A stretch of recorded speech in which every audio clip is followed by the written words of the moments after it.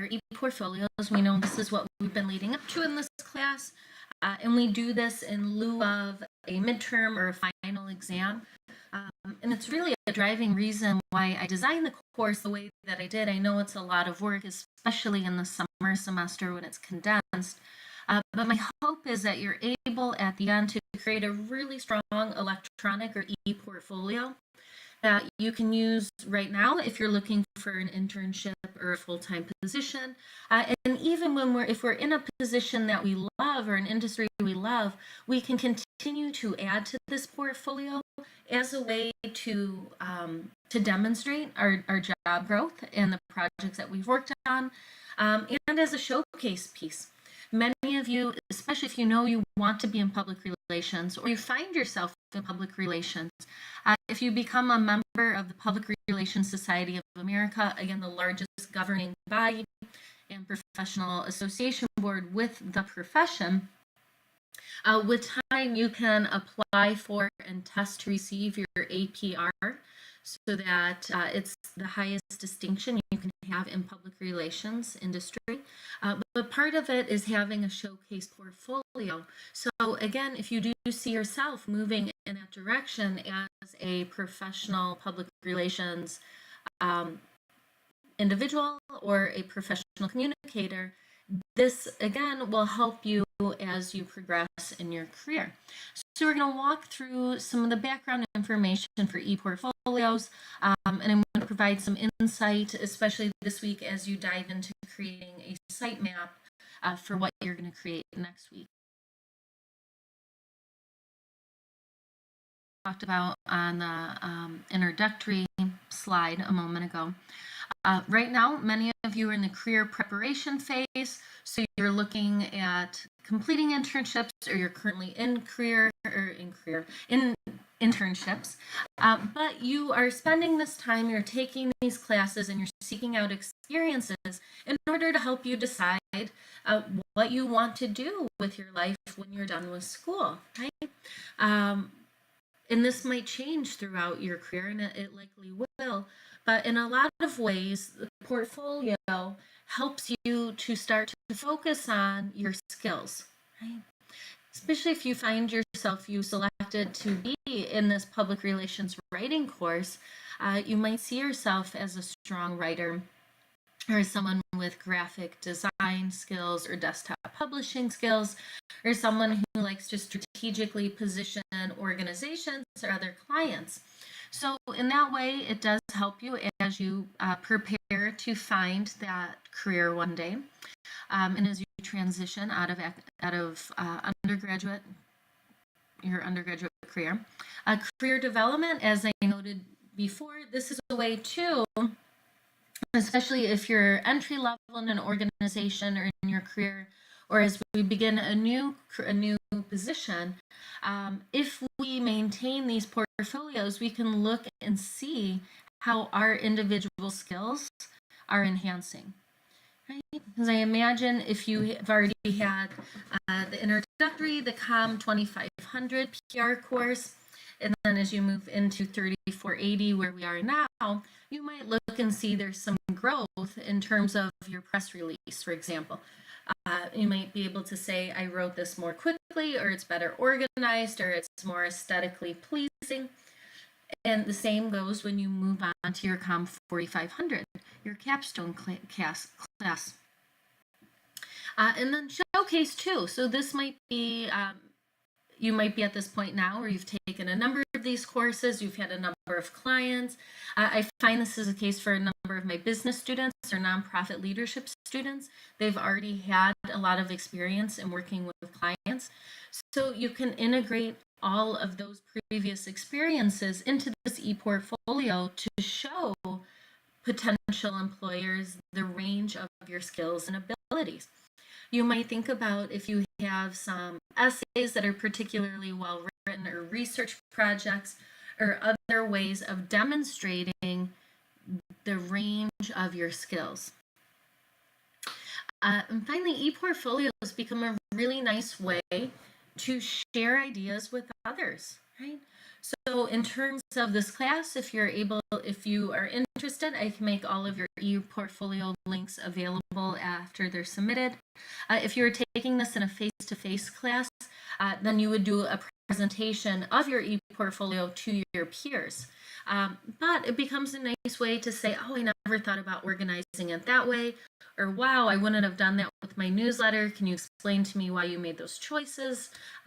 But it becomes a great discussion piece, right? So that we can learn and become better, stronger communicators together, right? So you see that portfolios, and especially ePortfolios, tend to be very helpful for us at various stages in our careers.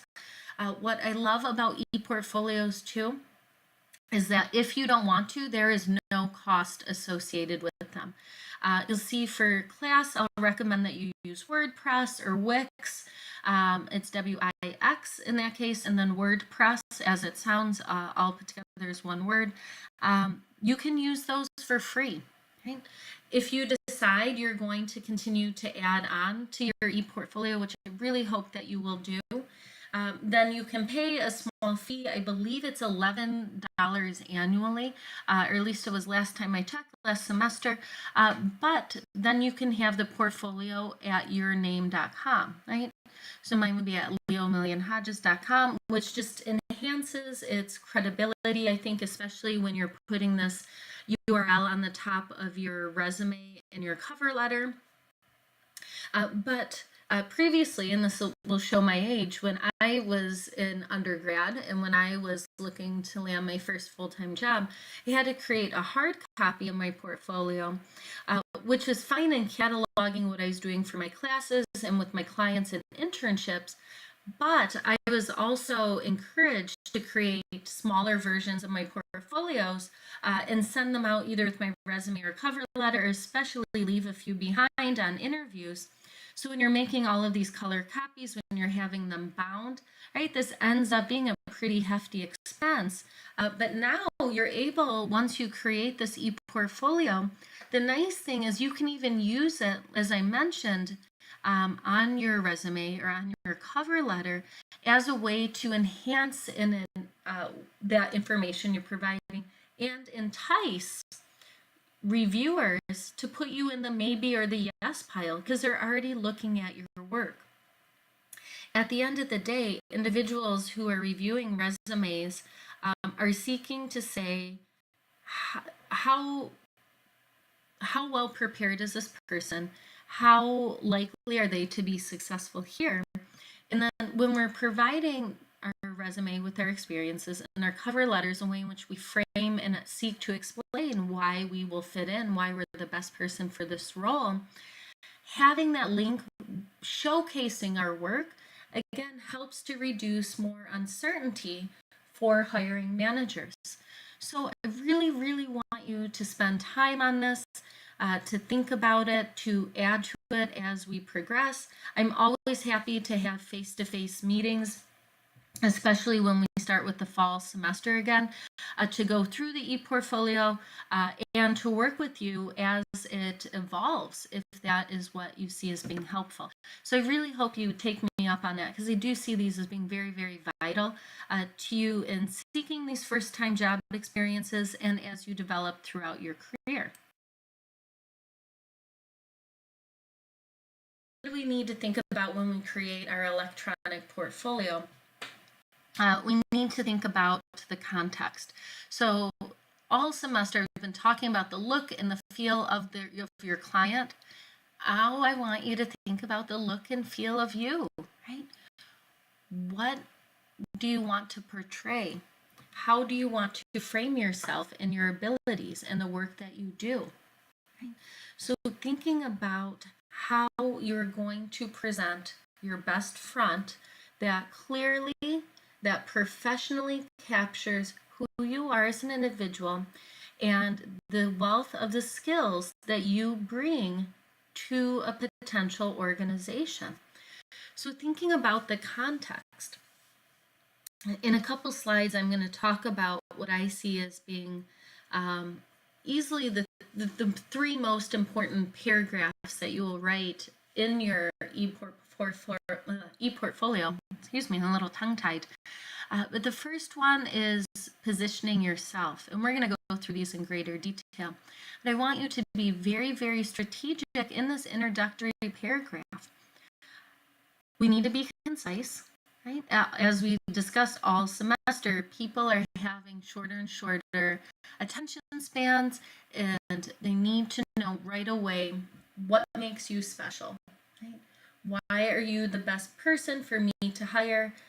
What is it that you bring to the table that the person next to you does not?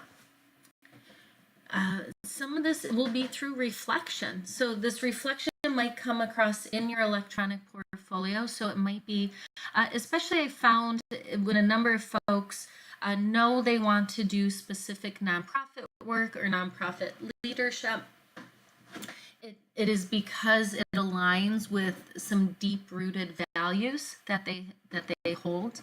It means we might acknowledge that in our homepage. But in terms of reflection, you might want to think, what areas do I want to feature? If we know that we're really interested in being a writer, then we might spend more time and attention playing up the work that we've done with our client research report, or maybe our brochure or newsletter, or our press release. If we recognize that we are much more interested in social media and mediated communication, then we might spend more time visually positioning that aspect, those tactics, and why we made certain decisions. And then I also want you to think about aesthetics.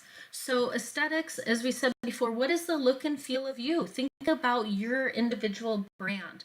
How do you want to come across to potential employers? And remember, if we're going to continue to work on this, we want to make selections. I always encourage students to select design elements that tend to be more timeless. Certainly you can pick something that reflects who you are right now, and know that with time, when a couple years in, it might mean in a couple years in our career, it might mean changing the look and feel. That also means spending more time on this in addition to uploading our future work. But if we select something that is clean, that tends to be timeless, easy to decipher, that isn't necessarily trendy, but more classic, that it is going to portray different images or different assessments of us than if we pick something that tends to be very on point or trendy at the moment. What I want you to answer, though, is if you're looking at, think about Red Frog. I've mentioned them in previous lectures. If you haven't already visited their website, go to it. They're a really kitschy public relations organization. They do a lot of event planning. One of their main hubs is in Chicago. But if we see ourselves in an organization like that, and something or another organization that tends to be more cutting edge, then maybe we purposely select design elements and an experience for viewers that reflects, right, that more cutting edge, innovative, outside of the box value system. So there isn't necessarily a right or wrong. What I want you to do is think about who you are, how you want to position yourself, and where you see yourself applying, or ideally would like to make your professional home. That's going to help you when you're making these choices. A number of different types of portfolios. I am not sure if you're going to be able to click on these links and have them work, so I will embed them in the task document for this week when you're looking at the weekly tasks, so that you're able to access these. These are a number of ePortfolios that came out of Virginia Tech. Really neat. They're making all students, regardless of major, create a portfolio. And you'll be able to see some of these are better than others. Some of them are very short. So the assessment, for example, just shows work for a particular course. So that is one thing you could do for this class. It is my hope that you will instead make this a larger reflection of who you are and what you're able to do. But we can also think about development or showcase. And as you'll see for the this week, you're going to create a site map. I have another link that you'll be able to look and walk through that, just so you can be mindful about how you organize your ePortfolio. And I mean that in terms of where specific documents are, what heading do we embed them underneath, how do we navigate back to the home page. But that will help you to see that you might not necessarily need a number of different portfolios, because I would not recommend that, and it becomes too much work to maintain. And also, if you have a variety of different strengths, I want to push you to think about how we can represent those in a meaningful, cohesive way through one portfolio.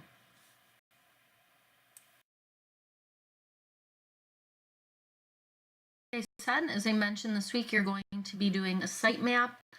There is a link included in this week's module that's going to take you to an external video. It's 5 minutes, but a gentleman will show you how to create a site map in Microsoft Word. You could do this in PowerPoint if you want, but you're actually building out how you're going to link these different sections and what goes beneath it.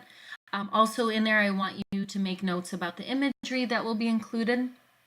Since this is your portfolio, I will expect a picture of you included as a way to introduce. You're also going to be embedding a current resume and cover letter as well.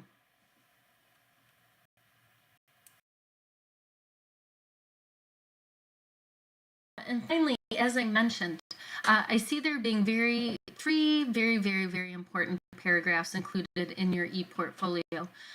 Certainly you're going to have more text than this, but I do want to see these included in the site map.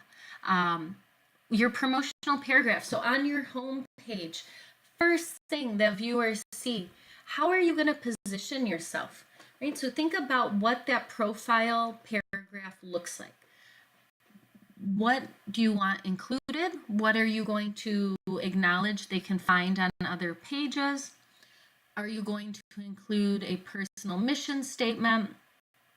Are you going to include goals and objectives? Are you going to make it just about this particular class? Are you going to talk about how it's going to be built out to reflect other work? Up to you, but this is in many ways becomes akin to the elevator speech. So if you haven't already created an elevator speech, that you might think about it in this promotional paragraph, but think about it as a 30 to 60 second introduction of who you are. So if you were ever stuck in the elevator with someone, right, 30 to 60 seconds, let's say a hiring manager of Red Frog, you're dying to meet this individual. How do you concisely and dynamically introduce and position yourself? That's what this promotional paragraph looks like. And again, that's why I see it as being very similar to that elevator speech. Your introductory paragraph about the portfolio too. So you're going to introduce yourself, and then you are also going to acknowledge what this portfolio does and what it doesn't include, right? So what can I, as a hiring manager, expect to find? Where is your cover letter? Where's your resume? Where can I find examples of traditional PR tactics? Think about your press release, your brochure. Where can I find information and evidence of your ability to do social media? Right? And you're going to have a third paragraph. And again, these aren't necessarily all on the home page, and I wouldn't recommend that. And this is something that you'll think about as you submit and as you create and submit your site map, is how do we position our client? Right? So for the purposes of this class, you selected one client that you've been working with and on throughout the semester. Remember that, of course, as Dr. O, I'm familiar with your client. I've been watching and them grow and the work that you do on them enhance and increase every week. But when you send this link out to a hiring manager, they don't have the background information that I have. So what information do they need? And part of this might come from your client research report. It might come from the boilerplate you created for the press release. But remembering that we need to give some contextual information to our readers so that they can interpret the choices that we made in terms of the tactics we created all semester. Right? So a lot of strategic, thoughtful choices have to go into creating this e-portfolio, and in particular, these 3 paragraphs.